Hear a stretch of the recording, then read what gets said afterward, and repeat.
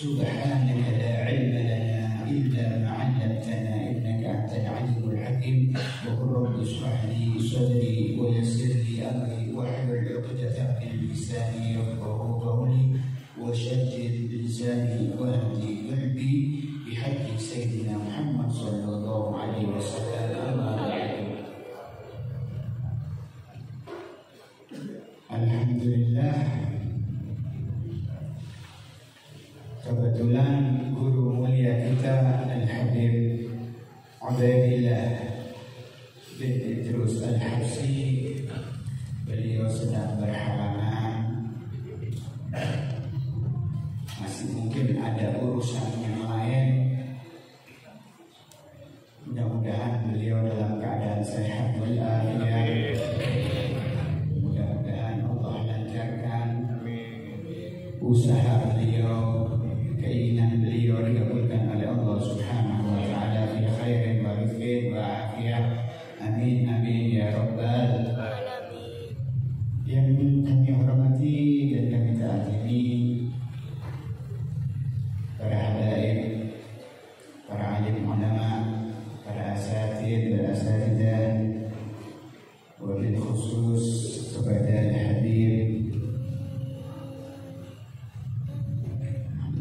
Nabi Muhammad bin Aqil, wa juga kepada Habib Fahmi Al-Habsyi, Habib Shawqi As-Segar, Habib Ali Al-Habsyi, mudah-mudahan Habib Shadiq Al-Hamid, dan pada para habaib yang tak bisa disebutkan satu persatu tanpa mengurangi rasa cinta dan ta'zim al-fakir kepada antum semua. Mudah-mudahan Allah Subhanahu wa taala jaga para habaib kita. Mudah-mudahan Allah Subhanahu wa taala panjangkan usia mereka. Mudah-mudahan Allah Subhanahu wa taala tetapkan mereka untuk menuntun kita selalu di jalannya Allah Subhanahu wa taala. Amin ya rabbal alamin. Wal hadirin wal hadirat yang dimuliakan dan disayangi maupun dicintai oleh Allah Subhanahu wa taala.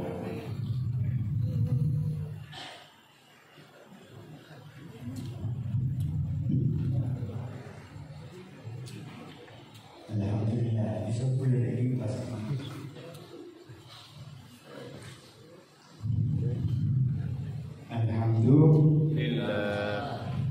Alhamdulillah, kita bersyukur kepada Allah Subhanahu wa taala yang mana pada malam hari ini kita berkumpul di tempat yang dicintai dan dimuliakan oleh Allah Subhanahu wa taala untuk berzikir kepada Allah Subhanahu wa taala, untuk bersolawat kepada Nabi kita Muhammad sallallahu alaihi wasallam, dan untuk memohon rahmat, hidayah, ampunan diturunkan kepada kita sekalian oleh Allah Subhanahu wa taala.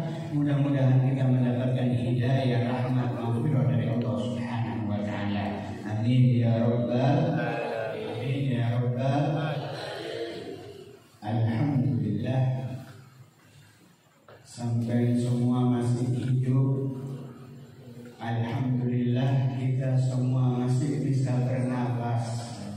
Alhamdulillah, kita semua masih bisa berkumpul, tersenyum di tempat-tempat yang diridai oleh Allah Subhanahu wa taala. Kita sebentar lagi akan menemui atau menjumpai bulan yang mulia,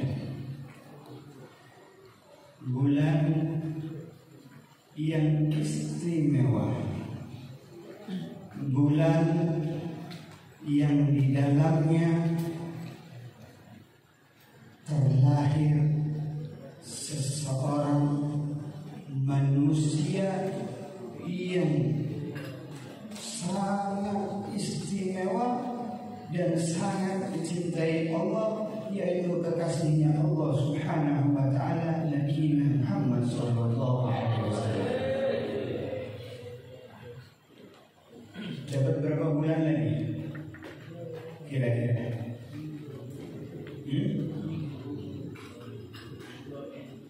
Seminggu. Oh, nggak sampai hitungan bulan, gitu. Kurang lebih antara seminggu lagi kita akan masuk menyambut bulan yang mulia, bulan Maulid, bulan Rabiul Awal, di mana bulan tersebut lahir junjungan besar Nabi kita Muhammad SAW. Maka patut kita bergembira di bulan tersebut, bergembira, berbahagia. Akan tetapi bagaimana sebelum kita menyambut bulan yang bahagia, bulan yang mulia, yaitu bulan kelahiran Nabi kita Muhammad SAW, apa yang perlu kita siapkan? Apa yang kita akan suguhkan? Apa yang akan kita hadiahkan pada Nabi kita Muhammad SAW di bulan kelahiran beliau? Maka hendaklah sebelum kita memasuki bulan yang mulia, kita persiapkan diri kita. Kita persiapkan anggota tubuh kita. Kita persiapkan hati kita dalam menyambut bulan yang mulia Nabi kita Muhammad SAW. Zahiran wal batinan, baik itu diri kita bagian luar maupun bagian dalamnya. Jangan hanya bagian zahir saja. Kalau bagian zahir cuma kelihatan sini, itu istilahnya kalau bagian zahir, maka kita hanya ingin dipandang oleh manusia saja. Kita kebiasaan kita memperbaiki yang kelihatan, yang zahir. Sampai kepingin putih ini, kepingin putih datang ke sini, apa glowing, pakai yang glowing, hanya kepingin tampak bagus di luarnya saja. Kalau kita hanya memperbaiki zahir saja, maka ini kita termasuk daripada orang-orang yang tidak ikhlas lillahi ta'ala. Karena hanya ingin dipandang oleh manusia yang lain. Oh, fulan, alhamdulillah, masya Allah, sekarang penampilannya berubah, sering hadir majelis. Ketika hanya di depan manusia kelihatan bagus, tapi ketika dia bersendiri, tidak ada orang yang lain, wallahu a'lam apa yang dilakukan. Makanya sebelum menyambut bulan mulia kelahiran Nabi kita Muhammad SAW, kita perbaiki diri kita, zahir wal batin, ya, baik yang luar maupun yang batin. Apa? Kita menjaga daripada seluruh anggota badan kita. Yang luar apa? Mata, lisan, telinga, tangan, perut, kemaluan, dan kedua kaki kita. Ini yang perlu dijaga, yang zahir. Yang batin apa habib? Yang batin adalah hati. Dan hati ini adalah sumber daripada hati adalah pemimpin daripada seluruh anggota tubuh kita. Ya. Hati pemimpin daripada seluruh anggota tubuh kita. Hati adalah kepalanya anggota tubuh kita. Kalau hatinya bagus, maka anggota tubuh kita akan bagus. Ya. Nabi kita Muhammad SAW telah mengatakan, Inna fi jasadil mudghah. Ya, sesungguhnya jasad manusia itu ada segumpal darah. Bila sholat, kalau segumpal darah ini baik, maka akan baik seluruh tubuh tersebut, seluruh jasad tersebut. Tapi kalau mudghah ini jelek, buruk, nggak baik, maka akan buruk seluruh tubuhnya pula. Apa al-mudghah ini? Ada wajah dulu. Ya.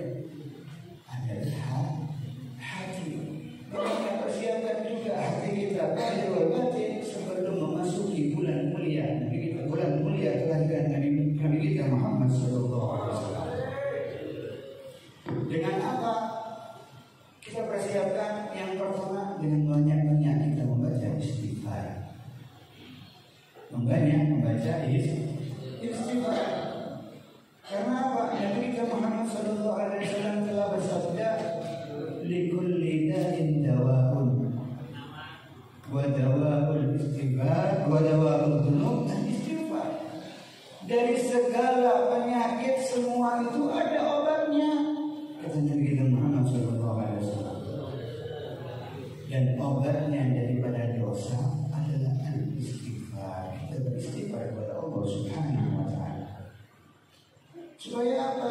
Supaya di dalam menyambut bulan kelahiran Nabi kita Muhammad sallallahu alaihi wasallam kita tidak memiliki dosa. Itu yang membuat bahagia, kalau terindah buat Nabi Muhammad sallallahu alaihi wasallam kalau para umatnya semuanya bertakwa kepada Allah Subhanahu wa taala. Itu yang membuat bahagia Nabi kita Muhammad sallallahu alaihi wasallam. Kalau kita semua bertakwa kepada Allah Subhanahu wa taala, Nabi pun akan bergembira, tersenyum bergembira untuk kita. Selain itu apa manfaat daripada istighfar? Man nazala istighfar ja'alallahu lahu min kulli hammin faraja wa min kulli dhiqin makhraja wa razaqahu min haitsu la yahtasib. Orang yang melazimi terus-menerus continue membaca istighfar akan mendapatkan keistimewaan dari Allah Subhanahu wa taala. Yang pertama, wa man lazama istighfar ja'alallahu lahu min kulli hammin faraja. Orang yang melazimi terus-menerus membaca istighfar akan dijadikan hatinya yang sumpah dilapangkan dadanya. Banyak orang yang sekarang sumpah, apalagi para pemuda dan pemudi. Kalau sudah sumpah keluar, nyari tempat keluar, nongki, bahasa zaman sekarang nongki ya. Yuk kita nongki yuk, nongki kok. Keluar cari kesibukan. Semua ini berbuat ini salah.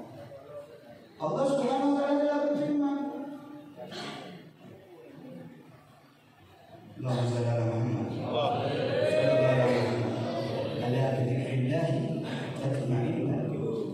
Hanya dengan berzikir mengingat Allah yang akan menenangkan hati kita, menenangkan jiwa kita. Saya kasih ceritanya dengan saya pernah ketika itu sumpah, tiba-tiba sumpah. Ketika sumpah, saya pernah diingatkan oleh almarhum kakek saya Habib Husain bin Abdullah bin Muhammad Khalid. Beliau berpesan ketika beliau masih hidup sebelum takdir berangkat, Ali, kalau ente sumpah, ambil wudu, sholat 2 rakaat. Setelah itu bacalah Al-Quran. Itu yang selalu beliau ucapkan kepada kita. Nah, kebetulan ketika kita datang sumpah tersebut, gak diundang pun datang. Ketika datang bagian ingat, dulu bagian gak percaya. Masa sih orang sumpah malah disuruh sholat ngaji Quran, gak tambah sumpah kan? Dulu mikirnya seperti ini. Tapi karena penasaran, saya coba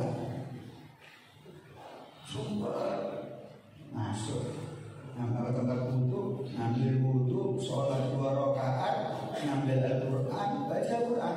Pertama berat, selembar berat, 2 lembar masih agak berat, 3 lembar mulai enteng, 4 lembar enteng, 5 lembar ringan. Sampai saya terasa capek, saya tutup Al-Quran tersebut. Begitu saya tutup, Subhanallahul Azim, ngelihat itu kayak flash, hilang sumpahnya, meruruk. Ya pada sampai mendapat dari ruang gelap, sampai dari ruang gelap, ketika dibuka korden, ketemu dengan cahaya yang terang benderang. Kan terbuka pikiran kita, hati ini lapang rasanya. Inilah yang dikatakan, yang ditimbankan oleh Allah Subhanahu wa taala,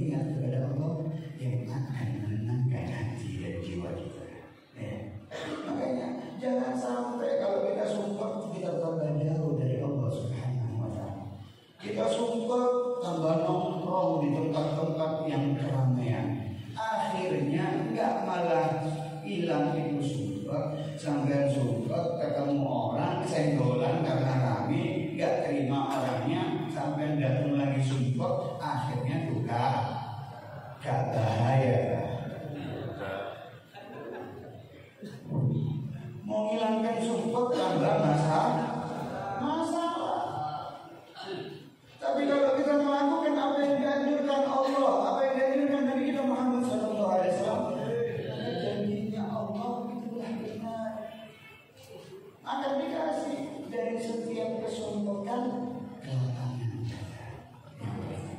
Yang kedua, min kulli dhiqin makhraja, dari segala kesulitan akan dikasih jalan keluar oleh Allah Subhanahu wa taala. Sampai kerjaan sulit, mau istighfar hati. Lazimin baca istighfar, maka akan dikasih jalan keluar yang terbaik menurut Allah Subhanahu wa taala. Sampai ada suami istri lama nggak punya anak, belum dikasih keturunan sama Allah Subhanahu wa taala. Baca istighfar, akan dikasih sama Allah Subhanahu wa taala. Perbanyak baca istighfar. Wa min kulli dhiqin makhraja wa razaqahu min haitsu la yahtasib. Yang ketiga, akan sama Allah Subhanahu wa taala akan dikasih rezeki dari jalan yang tidak disangka-sangka.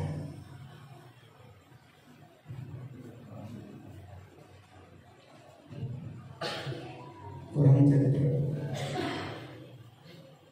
Aku lagi ngomong suaraku dari puisi ya. Allahumma sholli ala Muhammad.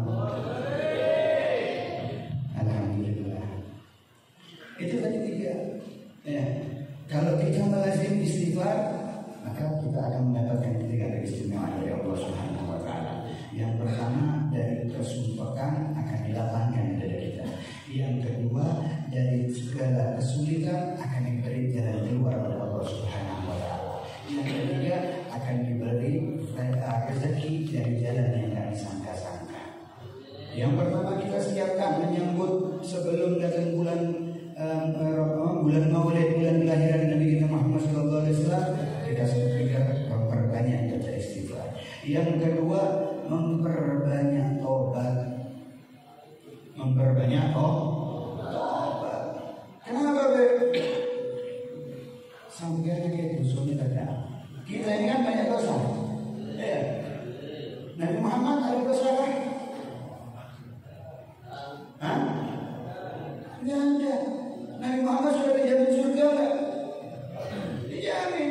Tapi beliau mengajarkan kepada kita setiap hari beliau bertobat kepada Allah sekali. Kita umat Nabi Muhammad dalam satu bulan berapa kali bertobat? Satu kali? Alhamdulillah. Dua kali? Oh, Masya Allah. Tiga kali? Subhanallah.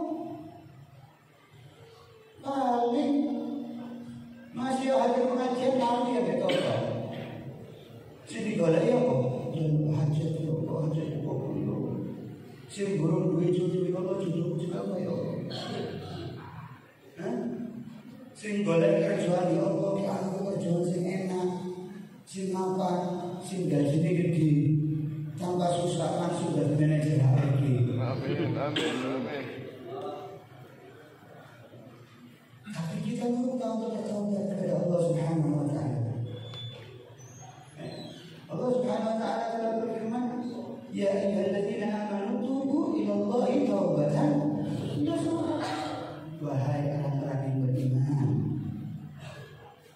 bertobatlah kepada Allah dengan taubat nasuha, taubat yang benar-benar. Kalau kita mau dipanggil oleh Allah dengan ucapan ya wahai orang-orang yang beriman. Kalau kita mengaku sebagai orang-orang yang beriman, maka segeralah bertobat taubat dan nasuhan kepada Allah Subhanahu wa taala. Ya, Nabi Muhammad mengatakan, "Adilu bitaubat qabla al-maut wa adilu bis-shalah qabla al-maut." Bersegeralah bertobat kepada Allah sebelum datang masa waktu kematian. Dan bersegeralah sholat sebelum habis waktu waktunya. Kalau sudah datang kematian, percuma. Nyesel pun tak berguna. Nyesel pun tak berguna. Makanya perbanyak Nabi Muhammad Sallallahu alaihi wa ala alihi wa sahbihi wasallam setiap harinya taubat kepada Allah 100 kali. Tiru minimal 100 kali. Kalau Nabi Muhammad gak punya dosa 100 kali, saya kepingin setiap harinya 1000 kali. Bagus. Kalau mau 100 kali bagus, daripada bukan lebih cepat lebih bagus ya. Lebih banyak lebih bagus. Perbanyak tobat. Ya. Ciri-ciri syaratnya orang tobatnya apa gitu? Dikatakan yang pertama adanya penyesalan di dalam hati daripada apa dosa maksiatan atau dosa yang kita lakukan. Ada penyesalan. Nadamu anil qalbi ala dzambi sadiyah. Ya, sadiyah. Ya, adanya penyesalan di dalam hati. Menyesal. Yang kedua, ikhlas anil dzambi, berhenti daripada perbuatan dosa tersebut, berhenti daripada maksiat tersebut. Yang ketiga, azam. Ya, adanya tekad, keinginan di dalam hati untuk tidak mengulang dosa tersebut seumur hidup. Itu syaratnya ada ketiga itu. Kalau nggak ada berarti belum tobatan nasuha. Ya. Lalu ketika kita sudah apa tanda-tanda daripada kita termasuk orang-orang yang bertobat, Nabi kita Muhammad SAW telah bersabda kepada menyampaikan wasiatnya kepada Sayyidina Ali bin Abi Thalib radhiyallahu wajhah, ya Ali bin Taib salatul alamat. Ya, wahai Ali, ada tanda untuk orang-orang yang telah bertobat dan nasuha itu ada 3 tandanya. Yang pertama, ijtinabul haram, maka akan menjauhi daripada hal-hal yang diharamkan oleh Allah Subhanahu wa taala. Apa yang diharamkan? Riba, judi, skor skater ya. Apa sih itu loh? Permainan apa itu? Slot. Sepatu. Oh, slot. Ya, slot. Yang diharamkan. Memandang yang bukan mahram. Memandang auratnya laki-laki lain haram. Lihat sama-sama lakinya. Iya. Yang buka adalah belakang. Yang buka aurat. Ya, kalau kita lihat di daerah sana-sana itu ya. Apalagi kalau sudah siang habis makan siang, mari mangan rujak, pedes, ya. Rumahnya alhamdulillah cuma sekian, lumbun nang arep, sarungan tok, tak kelamben, usil diketok, ada kipas-kipas. Waduh sarungnya nambah dhuwur lutut. Awal dhewe lewat, nah dia isi buka double. Sudah buka aurat menyebabkan orang melakukan dosa. Ya, dosanya double. Apa yang diharamkan? Maka dia menjauhi apa yang diharamkan oleh Allah Subhanahu wa taala. Tandanya orang yang sudah yang bertobat nasuha yang pertama menjauhi daripada hal-hal yang diharamkan oleh Allah Subhanahu wa taala. Yang kedua, hirsu ala talabil ilm. Dia akan menjaga selalu hadir untuk hadir majelis-majelis ilmu. Tidak mau dia ketinggalan. Kenapa? Karena dia sudah bertobat, dia ingin masuk ke surganya Allah, dia mau berubah, maka dia datang ke majelis ilmu untuk mendapatkan ilmu-ilmu yang bermanfaat untuk kita beribadah kepada Allah, supaya kita tahu yang mana yang halal, yang mana yang haram, supaya kita menjadi manusia yang bertakwa kepada Allah Subhanahu wa taala, sehingga hidup di dunia bahagia, di akhirat bahagia, dan kelak dikumpulkan bersama Nabi Muhammad sallallahu alaihi wasallam. Amin. Tutup rumah lagi. Amin.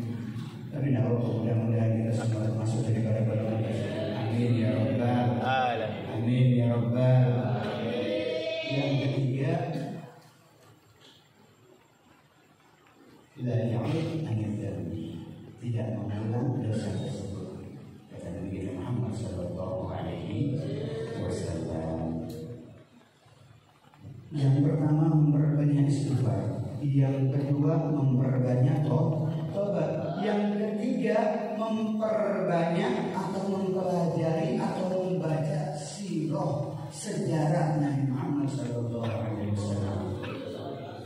Siapkan mulai sekarang, baca sejarah Nabi Muhammad SAW, siro-siro bagaimana Nabi Muhammad perawakan Nabi Muhammad, bagaimana Nabi Muhammad ketika tata cara Nabi Muhammad berbicara, bagaimana cara makan Nabi Muhammad SAW, bagaimana cara jalannya Nabi Muhammad, bagaimana wajah indah Nabi Muhammad SAW, bagaimana sifat daripada rambutnya Nabi Muhammad SAW,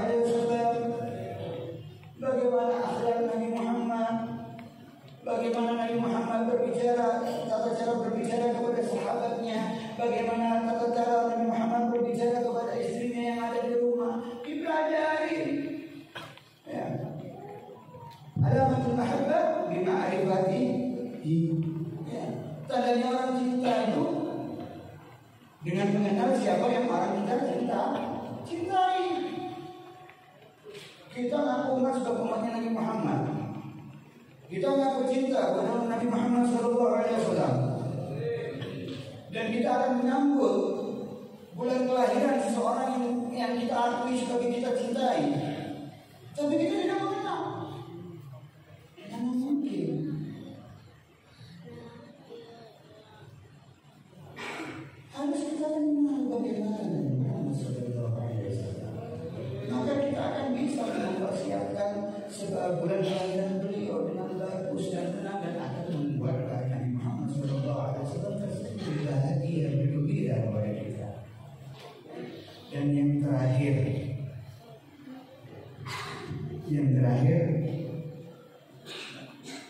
dekat dengan orang-orang soleh. Dengan apa? Dengan menghadiri majelis-majelis beliau, majelis-majelis mereka, majelis-majelis zikir dan ilmu mereka. Hadir supaya apa? Supaya kita tahu bagaimana adab di dalam majelis, supaya kita tahu bagaimana adab di dalam membaca Al-Quran, supaya kita tahu bagaimana adab ketika kita meminta doa kepada Allah Subhanahu wa Ta'ala. Kita kan selama ini sering berdoa kepada Allah, sudah melakukan sholat yang wajib sudah saya lakukan, tapi ketika saya minta berdoa tapi nggak pernah dikabulkan. Ya mungkin salah satu faktor karena kita tidak tahu cara adab berdoa kepada Allah Subhanahu wa Ta'ala. Nah, semua ini dipelajari di majelisnya orang-orang soleh, dekat dengan orang soleh dan menghadiri majelis-majelis mereka supaya kita menjadi manusia yang beradab. Nah, kesemua ini, 4 tadi ini, kalau kita lakukan, ya, itu sama seperti kalau kita sampai kita mau datang ke rumahnya orang yang kita cintai. Kira-kira habis dari sawah langsung datang nggak? Ambil sih bawa pacul dulu. Tahu nggak? Sampean mari gojek si ambu lemes, ambu keringat, muka penuh dengan asap dan debu daripada jalanan, langsung datang ke rumahnya orang yang kita cintai. Nggak mungkin. Pasti kita akan mandi dulu, pulang ke rumah mandi dulu, betul? Setelah mandi dengan bersih kita pakai minyak wangi, betul? Kita cari pakaian yang terbaik, betul? Kita ngacaknya pun sebelum keluar dari rumah ada mungkin 15 kali ngacak. Sisiran rambutnya dikai minyak, dikelomis. Begitulah gudang kalau sudah motor kena angin, mau kafe. Allahumma Muhammad. Begitu juga dalam kita menyambut bulan kelahiran Nabi Muhammad SAW. Lakukan yang lebih supaya kita ini bersih, zahirul batin, daripada penyakit-penyakit hati, daripada dosa-dosa kita. Kita kenal seorang yang kita akui sebagai kita cintai. Terus kita adab bagaimana ketika membaca sholawat kepada Nabi Muhammad SAW. Gak mungkin ada seorang pecinta menyakiti orang yang dia cintai. Nggak mungkin. Ada seorang bercinta, tidak akan mungkin dia menyakiti seseorang yang dia cintai. Nggak mungkin. Walaupun orang yang dia cintai yang menyakiti dia mungkin, tapi dia untuk seorang pecinta untuk menyakiti seseorang yang dicintai tidak mungkin. Nah, kalau seorang pencinta tidak beradab, tidak memiliki aturan, berarti dia akan membuat sakit orang yang dicintai. Sampai yang teko, nah orang yang dicintai teko gak ada salam, gak ada kalam, langsung didobrak lawangi. Ya, kira-kira nyamuk gak orang yang kita cintai? Ya nyamuk, nggak ada aturan kon. Apa mana yang berdua? Ini siapa? Calonmu kayak gini 26 kali ini. Tapi kalau punya aturan, ya, assalamualaikum. Nah, begitu keluar ada fulana, ada penjenengan ayahnya.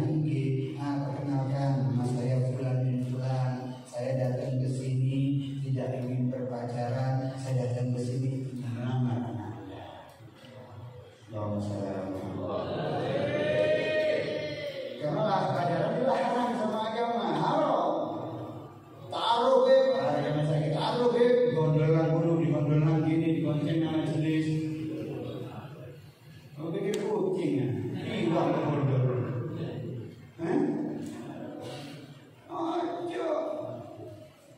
Yang perempuan juga gitu, jangan mau.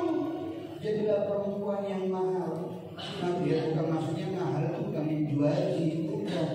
Tetapi yang sesuai dengan aturan syariat agama Islam. Ya. Kita juga sebagai seorang laki-laki jadilah yang mahal juga sesuai aturan syariat ajaran Nabi Muhammad SAW.